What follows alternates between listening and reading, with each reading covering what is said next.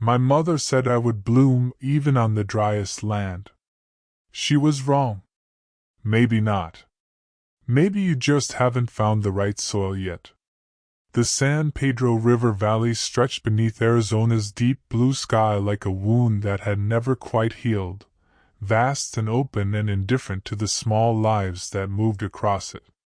The land was ancient in the way that only desert land can be ancient, carrying its history not in monuments or markers but in the cracked ridges of its red earth, in the bleached bones half buried along dry creek beds, in the silence that settled over everything at dusk like a second sky pressing down. It was a land that asked nothing of the people who tried to live on it, and in return gave nothing easily. Water was a negotiation. Shade was a luxury. Stillness was the one thing it offered without reservation, and Owen Garrett had been drawing on that stillness for 15 years. He had come to the valley the way a wounded animal finds a hollow in the earth, not by plan but by the simple exhaustion of running. The war had followed him longer than the war itself had lasted. It lived in the muscles of his jaw, in the way he woke before dawn with his hands clenched. It lived in the silences between his own thoughts, filling them with images he had no name for and no way to unsee. He had tried a town first, a small settlement north of Tucson where the saloons stayed lit until midnight, and a man could drink himself numb enough to sleep without dreaming. But towns were full of people who talked, who asked questions, who wanted to know where a man had been and what he had done, and Owen had no answers that were fit for company. So he had bought the land along the San Pedro, built a log cabin with his own hands over the course of one brutal summer, and begun the long, deliberate work of becoming invisible. 15 years was a long time to be invisible. Long enough that he had almost convinced himself he preferred it. His days had their rhythms, and he clung to those rhythms the way a man adrift clings to a piece of wreckage. He woke before the sun. He tended his horses, 3 of them, solid and uncomplaining animals that seemed to understand that silence was the price of living on his land.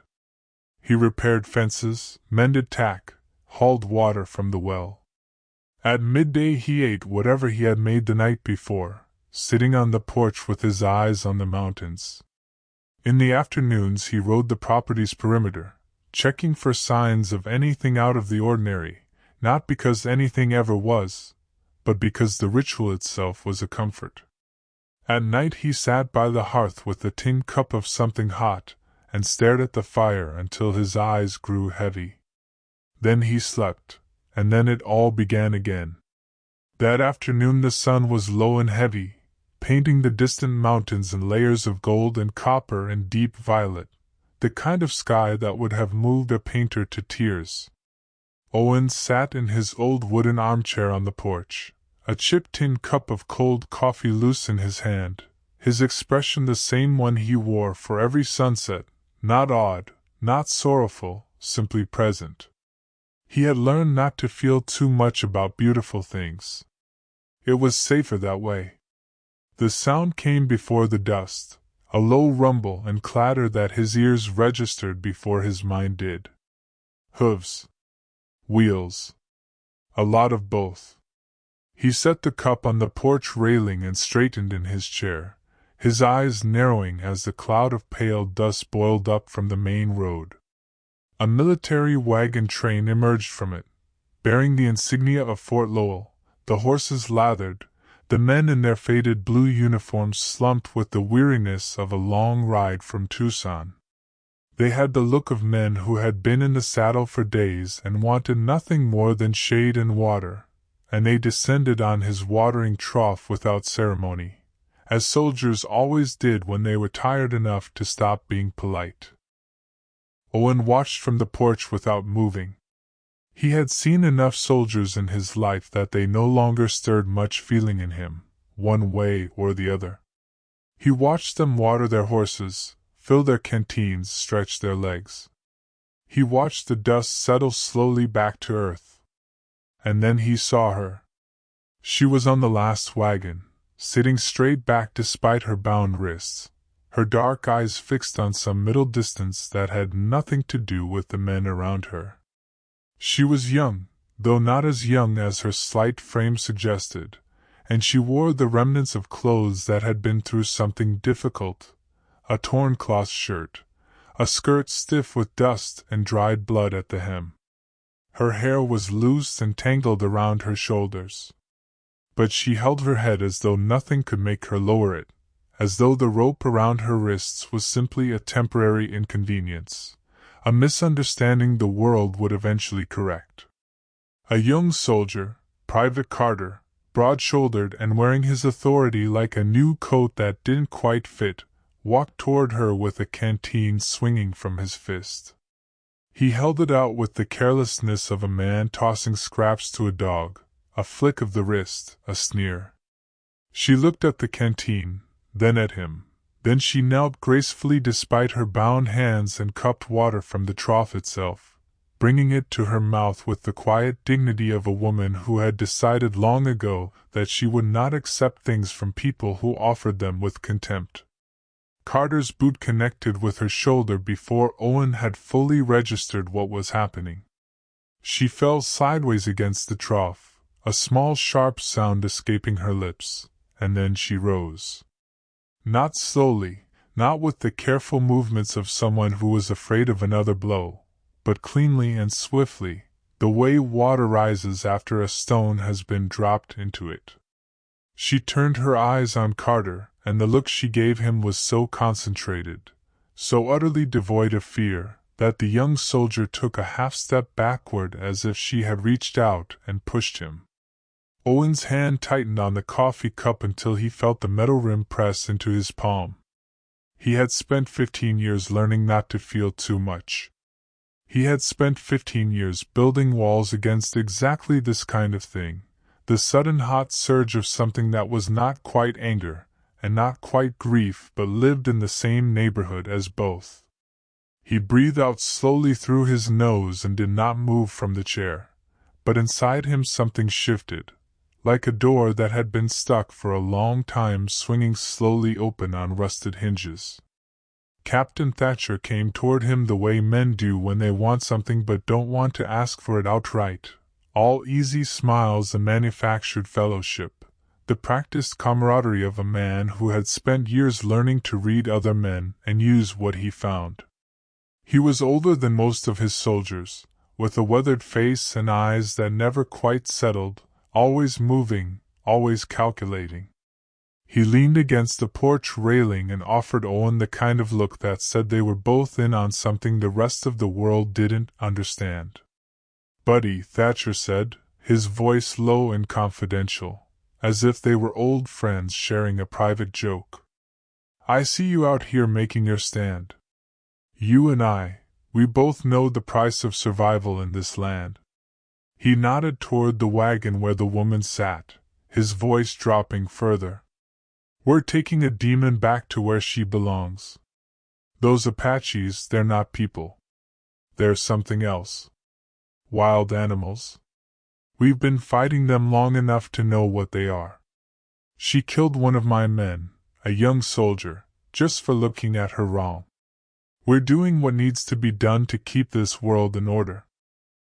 Owen said nothing. He looked at Thatcher and felt a distance between them that was not merely physical, a distance measured not in yards but in something more fundamental, in the difference between a man who had looked at the worst of what people could do to each other and come away broken by it, and a man who had looked at the same things and come away confirmed. He had heard those words before. Not the same words, but words that came from the same place, that used the same grammar of contempt and certainty. He had heard them on the battlefield, from men who were about to do things they would never have done before the war taught them it was permissible. "She's a pretty flower, isn't she?" Thatcher said, his grin spreading in a way that didn't reach his eyes. "But those flowers have poisonous thorns. Don't let the face fool you, Garrett." Thatcher left without waiting for an answer, which was just as well because Owen had none to give that Thatcher would have understood. The wagons pulled away in another cloud of dust, the sound of hooves and wheels fading back into the wide quiet of the valley. Owen remained on the porch a while longer, looking at the place where the wagons had been. Then he rose and walked to the watering trough. The blood stain on the wood was small but vivid. A piece of red cloth had snagged on a nearby bush, a strip of it, still bright, the color of something still alive. He studied it for a moment. Then he looked down the road the wagons had taken and saw what he had half expected to see, tracks veering off the main road, small and barefoot, moving quickly toward the rough canyon country to the east. She had escaped, somehow, possibly during the confusion of watering and dismounting. And she was injured, and alone, and heading into terrain that would kill her before morning if the wound didn't do it first. Owen went back inside. He set the empty tin cup on the table with a sound that was too deliberate to be casual. He looked at his hands for a long moment, the wide rough-knuckled hands of a man who had done many things with them, good things and terrible things, things he had tried to make peace with and things he had simply buried. His conscience was not a quiet instrument. It never had been. He had simply learned to play louder music over it. He put on his hat, took his rifle from its place by the door, and walked out to the horse. Devil's Backbone Canyon was no place to be after dark even if he knew it, and she didn't know it, and Owen found her wedged between two large rocks as the last light left the sky, unconscious and burning with fever, her shoulders swollen and dark around the wound Carter's boot had opened. He knelt beside her and pressed the back of his hand to her forehead, and felt the heat radiating off her like a stone that had been in the sun all day. She was lighter than he expected when he gathered her up, but the life in her was heavy in the way that all fierce things are heavy, carrying more weight than their size suggests. He brought her home and laid her on his bed, which was the only bed, and built up the fire, and did what he knew how to do. He had learned field medicine the hard way, the way everything in that war was learned, at cost and under pressure, and he fell back into those movements now without thinking, mixing the herb poultice, cleaning the wound with warm water and clean cloth, working with the careful methodical precision of a man who had patched up bodies in far worse condition than this and understood that gentleness was not softness but its own kind of competence. She woke in the deep part of the night, and was immediately, completely alert, her eyes scanning the room with the quick deliberate sweep of a wild animal taking in unfamiliar territory. Every line of her body was coiled for flight even though she was barely strong enough to sit up. She said nothing. She didn't cry out or plead or fill the room with the kind of noise that fear usually produces. She simply lay there and looked at him with eyes that had seen enough betrayal to be deeply skeptical of kindness. Owen understood that.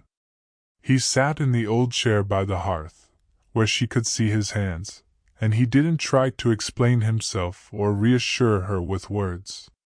He knew that words meant nothing in a moment like this. He had tended enough wounded soldiers to understand that trust, in the immediate aftermath of harm, is not built with language. It is built with the quality of stillness, with the willingness to simply be present without demanding anything in return. He filled the polished tin cup with warm water and held it out to her. "Drink," he said. One word. No flourish. She looked at the cup for a long moment, and he could see the calculations happening behind her eyes, the weighing of thirst against danger, the assessment of him that was happening with a precision and swiftness he found he could only admire. Whatever she saw in him, it was enough to tip the balance. She reached out slowly and took the cup. Her hand was trembling, but her grip on the cup was firm. She drank in small careful sips, watching him over the rim the whole time, and he sat quietly and let her. When she set the cup down, She looked at him with those dark, steady eyes and asked a question that he had not expected and that cut straight to the center of everything. Why? Not why did you help me? Not why am I here? Why are you not like the others? Owen thought about the honest answer and found it. Because I've seen the same thing too many times, he said. And this time I didn't want to look away. Something shifted in her expression. Not warmth, not yet, but the first hairline crack in the wall. She told him her name was Tisa. She said it meant blossoming flower. And then she said quietly, her voice dropping to something that was almost a whisper, that her grandmother had told her she would bloom even on the driest land. But her grandmother had been wrong. Owen sat with those words for a moment.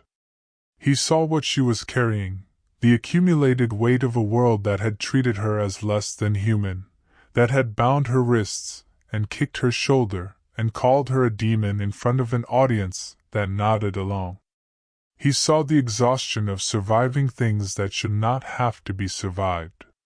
But he also saw something else, something that persisted underneath all of that, a quality of presence, of refusal, of fire that could not be entirely smothered no matter how much weight was piled on top of it.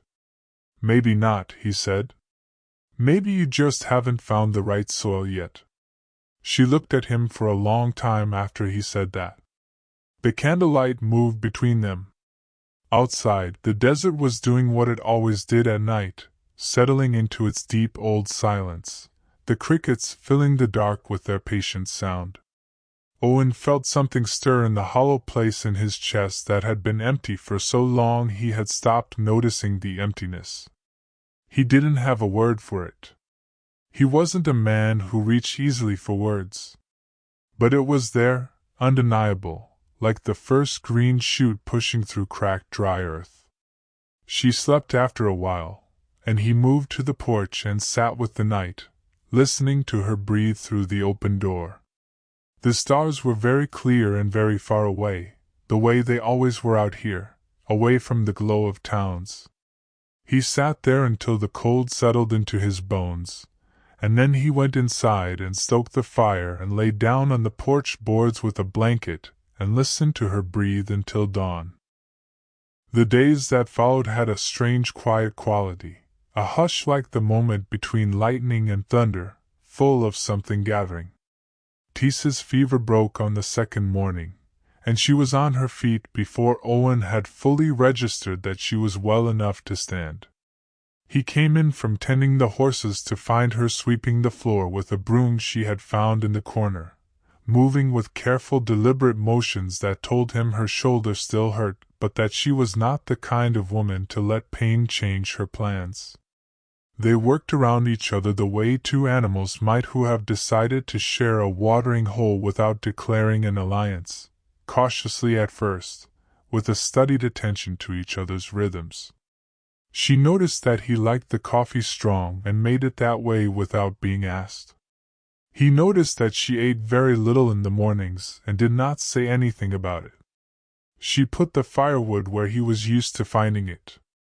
He made sure the water bucket was full before she needed it. These were not grand gestures. They were the small language of people learning to inhabit the same space. She had a way with his horses that unsettled and moved him in equal measure. Animals that had spent 15 years reflecting his own guardedness, polite but distant, somehow responsive but never warm, followed her around their enclosure like she was something they had been waiting for. She would stand at the fence and speak to them in Apache in a low continuous murmur, and they would push their noses into her hands with a trust that Owen found himself almost envying. One afternoon he watched her weaving from the porch, her fingers moving through strands of dried grass with a speed and certainty that spoke of long practice, creating something intricate and beautiful from materials that had been, an hour before, just dead growth along the fence line. She hummed as she worked, a melody that was minor key and old, something that had been composed in a world different from the one Owen had always known. He listened and felt the melody doing something to the walls he had spent 15 years reinforcing, finding the seams, pressing gently. She made him soup that afternoon from dried meat and desert herbs and root vegetables she had found in a corner of his land he had never thought to look at. The flavor was unlike anything he had eaten before, sharp in places he wasn't expecting, deep and complex in ways that plain cooking never was. He ate the whole bowl and sat for a long time afterward with the tin cup in his hands, feeling something he eventually identified as contentment. A feeling so unfamiliar that he had to sit with it for a while before he knew what to call it. Then the wagon came back. Owen heard it before he saw it, and he felt Tisa go still beside him in the way that prey animals go still, that perfect absolute cessation of movement. He put his hand briefly on her arm. Steady. And she was. Whatever fear moved through her, it did not show in her face, which was a particular kind of courage that he recognized because he had spent years cultivating the same thing in himself. Thatcher's men again. The captain dismounted with the easy authority of a man who assumed the world rearranged itself around his requirements. Mr. Garrett. Seen an Apache woman? Fugitive, dangerous. We saw tracks heading this way. Owen stood on the porch with his hands loose at his sides and his face carrying that specific quality of unhurried calm that 15 years of solitude had perfected in him. No one, he said. Just me and my horses. Have been all day.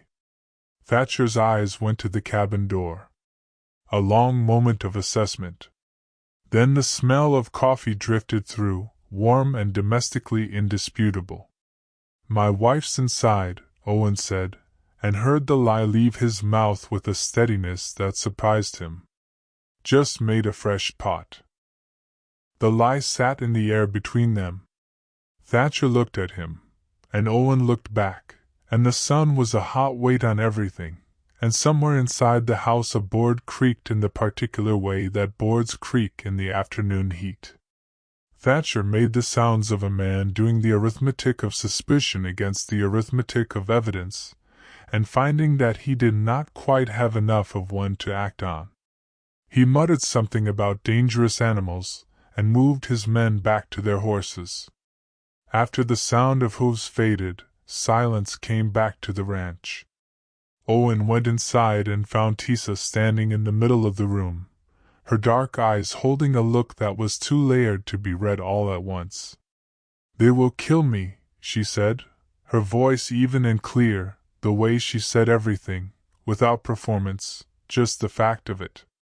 And if they find me here, they will harm you too. Owen looked at her. He thought about the lie he had just told, and how it would have to be maintained, and what that meant, and where the logic of it led.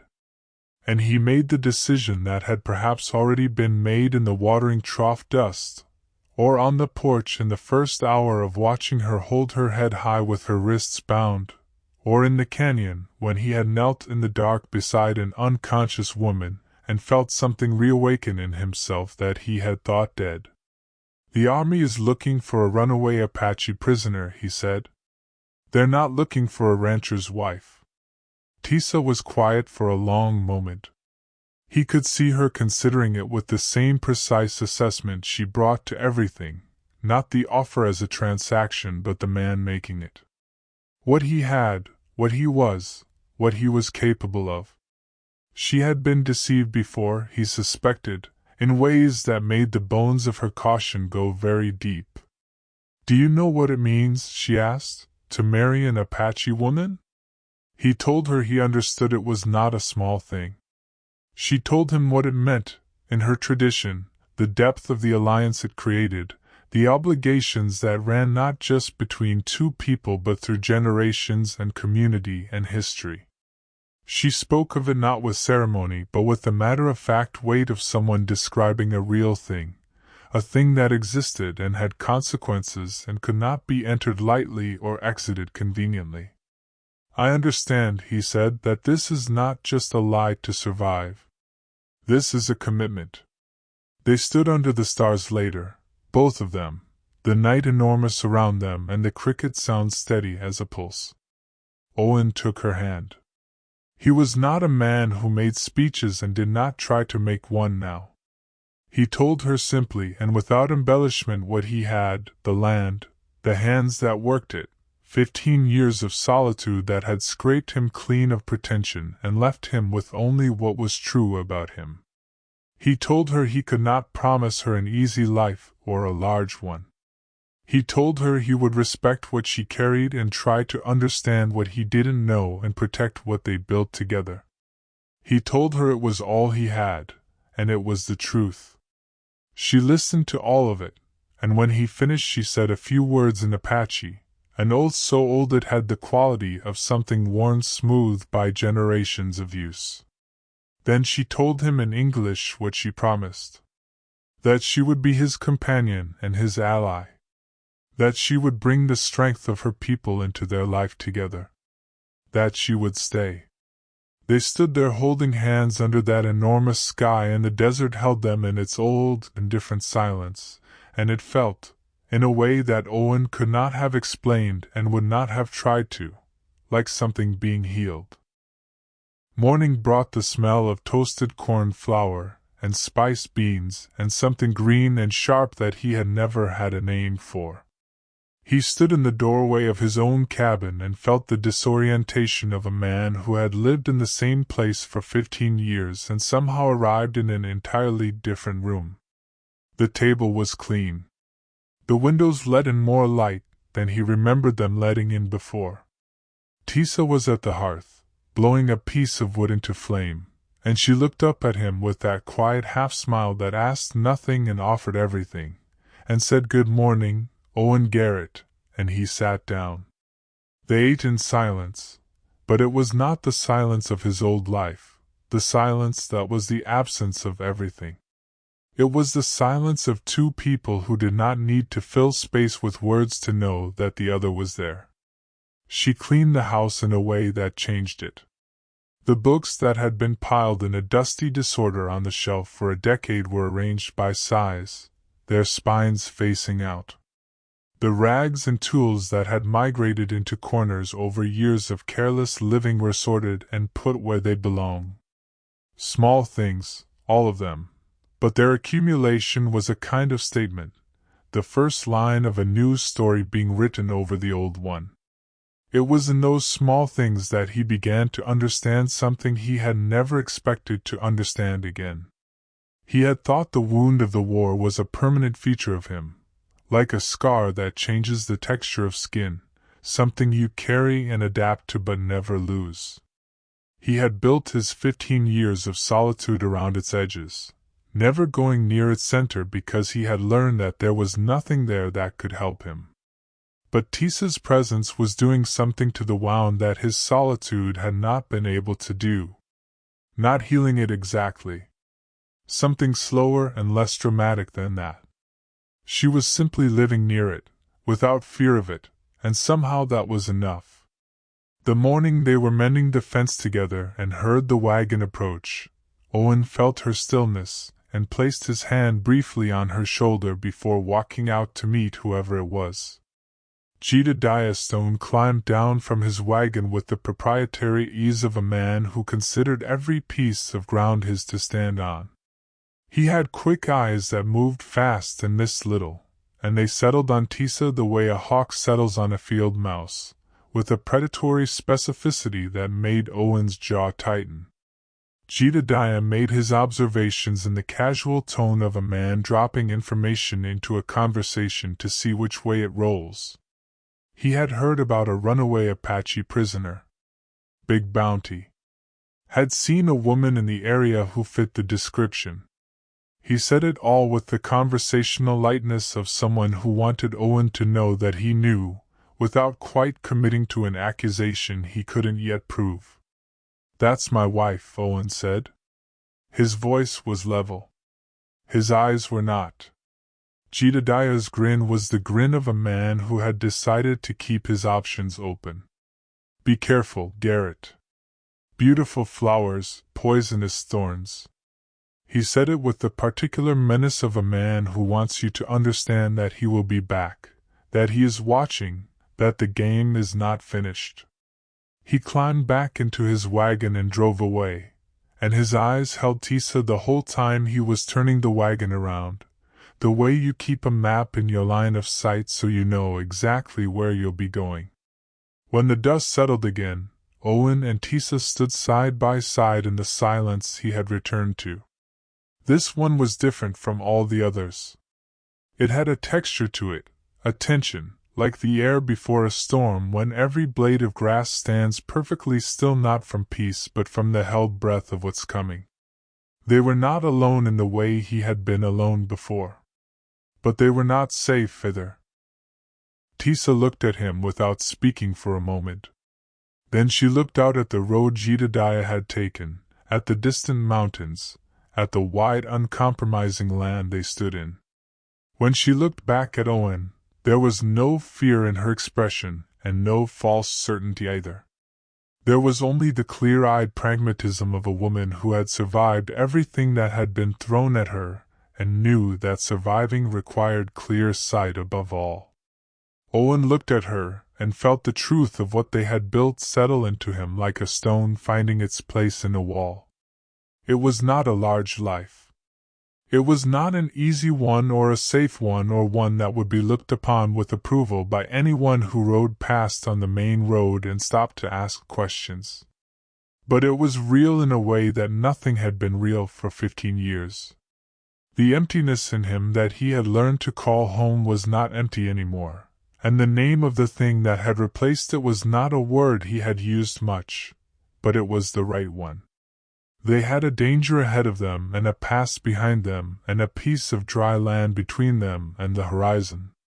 And they had each other, which was not nothing. It was, in the language of this particular desert, everything that the soil needed to make something grow.